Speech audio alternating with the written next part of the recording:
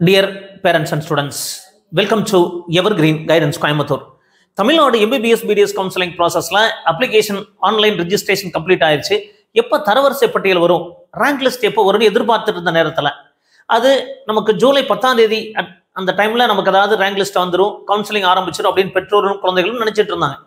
But இருந்தாலும் இப்போ மத்திய பிரதேசத்தில் ரீநீட் எக்ஸாமினேஷன் இஷ்யூஸ் வரதுனால ஒருவேளை நமக்கு கவுன்சிலிங் ப்ராசஸ் தள்ளி போகுமா, ரேங்க் லிஸ்ட் தள்ளி போகுமா, எப்போதான் நமக்கு ஒரு கல்லூரி கிடைக்கணும்னு தெரியும் அப்படின்னா கண்டிப்பாக ரேங்க் லிஸ்ட் வேணுங்க. அப்போ இந்த கவுன்சிலிங் ப்ராசஸ் முடிஞ்சால் மட்டும்தான் பார்டரில் இருக்கிற குழந்தைகளுக்கு அட்மிஷன் கிடைக்குமா கிடைக்காதா, இல்லை வேற கோர்ஸ் ஜாயின் பண்ணுறதா, இப்படி ஒரு குழப்பமான சூழ்நிலை ஒவ்வொரு வருஷமும் இந்த மருத்துவம் சார்ந்த படிப்புகளுக்கு சேரும்போது வருதுங்க. இது ரொம்ப ஒரு கஷ்டமான விஷயமா தான் இருக்கு. ஸோ இந்த சூழ்நிலையில நம்ம ஒவ்வொரு நிறைய வீடியோக்கள் பதிவு பண்ணிட்டு இருக்கோம். எங்கள் வீடியோஸ் எல்லாம் பிடிச்சிருந்தா மறக்காம லைக் பண்ணுங்க, எங்கள் சேனல் பிடிச்சிருந்தா சப்ஸ்கிரைப் பண்ணுங்க, எங்களுக்கு என்கரேஜ்மெண்டாக இருக்கும். ஸோ நம்ம ஆல்ரெடி ரேங்க் லிஸ்ட் எப்படி இருக்கும், அது கவர்மெண்ட் கோட்டா ரேங்க் லிஸ்ட் எப்படி இருக்கும், ஸோ அதில் கம்யூனிட்டி ரேங்க்னா என்ன, ஜென்ரல் ரேங்க்னா என்ன, டீட்டெயிலாக நம்ம அனலைசிஸ் பண்ணியிருந்தோம். அப்போ உங்களுக்கு இடம் கிடைக்குமா கிடைக்காதா எப்படிங்கிறது எதை பேஸ் பண்ணி இருக்க போதுன்னா கம்யூனிட்டி ரேங்க் பேஸ் பண்ணி தான் இருக்கு. அப்போ இந்த வருஷம் ஒரு நிறைய பயம், நிறைய அப்ளிகேஷன் போட்டிருக்காங்களாமே சார், அப்போ இந்த வருஷம் நம்ம கிடைக்காம போயிருமா அப்படிங்கிற பயம் இருக்கு. இது நிறைய அப்ளிகேஷன் போட்டதுக்கான காரணம் கவர்மெண்ட் கோட்டா, மேனேஜ்மெண்ட் கோட்டா. இந்த கவர்மெண்ட் கோட்டா அப்ளிகேஷன் போல போகும்போதே நமக்கு மேனேஜ்மெண்ட் கோட்டா செலக்ட் பண்ற மாதிரி இருக்கிறதுனால நிறைய நல்ல மார்க் இருக்கிற குழந்தைகளும் மேனேஜ்மெண்ட் கோட்டாக்கு அப்ளிகேஷன் போட்டிருக்காங்க. 520 மார்க் இருக்கும் கூட அப்ளிகேஷன் போட்டிருக்காங்க.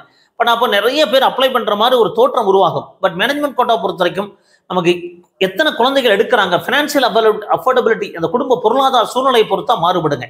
அப்போ இந்த மேனேஜ்மெண்ட் கோட்டா பொறுத்த வரைக்கும் ரேங்க் லிஸ்ட்டை பேஸ் பண்ணி ப்ரெடிக்ட் பண்றது கஷ்டம். பட் இந்த மேனேஜ்மெண்ட் கோட்டாக்கு ரிசர்வேஷன் இருக்குதா அப்படிங்கிற டவுட் எல்லாருக்குமே இருக்கு.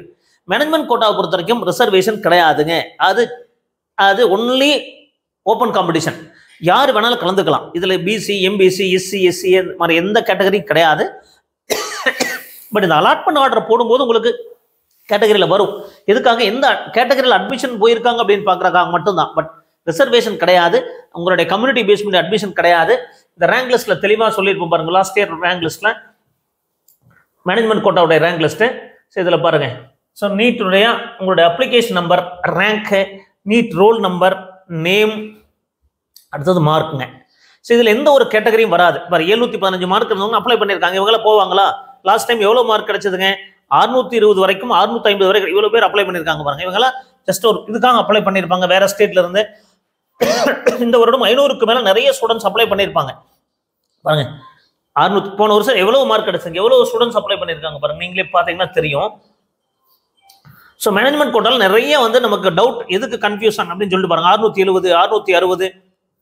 ஸோ இவங்கெல்லாம் அந்தந்த ஸ்டேட்ல போயிருப்பாங்க, நம்ம ஸ்டேட்லயும் போட்டிருப்பாங்க. ஸோ அப்போ இதெல்லாம் லாஸ்ட் இயர் நடந்தது. எவ்வளவு ஸ்டூடெண்ட்ஸ் பாருங்க.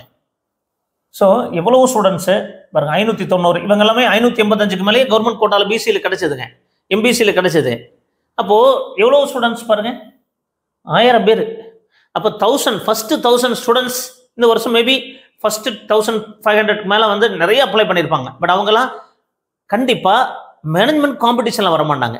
அப்போ இந்த மேனேஜ்மெண்ட் காம்படிஷன் வருவாங்களா வரமாட்டாங்களாங்கிறது நமக்கு பிசி கட் ஆஃப் இருக்கு இல்லைங்களா, பிசியினுடைய கவர்மெண்ட் கோட்டா கட் ஆஃப், பிசியினுடைய செல்ஃப் ஃபைனான்சிங் கட் ஆஃப், எம்பிசியுடைய செல்ஃப் ஃபைனான்சிங் கட் ஆஃப், இதுக்கப்புறம் தான் மேனேஜ்மெண்ட் எடுக்க ஆரம்பிப்பாங்க. ஒரு சிலர் வேணா கவர்மெண்ட் கோட்டா இருக்கும் போதே மேனேஜ்மெண்ட் கோட்டா எடுப்பாங்க.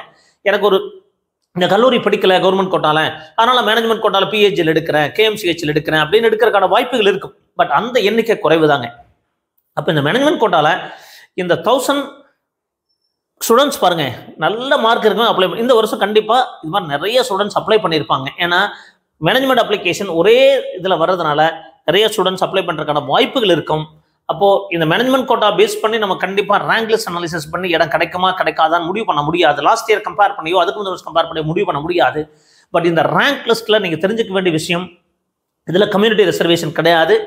எந்த ஸ்டேட்ல இருந்து வேணாலும் காம்படிஷன் பண்ணுவாங்க. பட் மைனாரிட்டிக்கெல்லாம் எலிஜிபிள் லிஸ்ட் கொடுப்பாங்க. அது எப்படிங்கிறது அடுத்த வீடியோவில் பதிவு பண்றோம். இந்த மாதிரி நிறைய வீடியோக்கள் பதிவு பண்றோம். எங்கள் வீடியோஸ்க்கெல்லாம் மறக்காம லைக் பண்ணுங்க, எங்கள் சேனல் பிடிச்சிருந்தா சப்ஸ்கிரைப் பண்ணுங்க.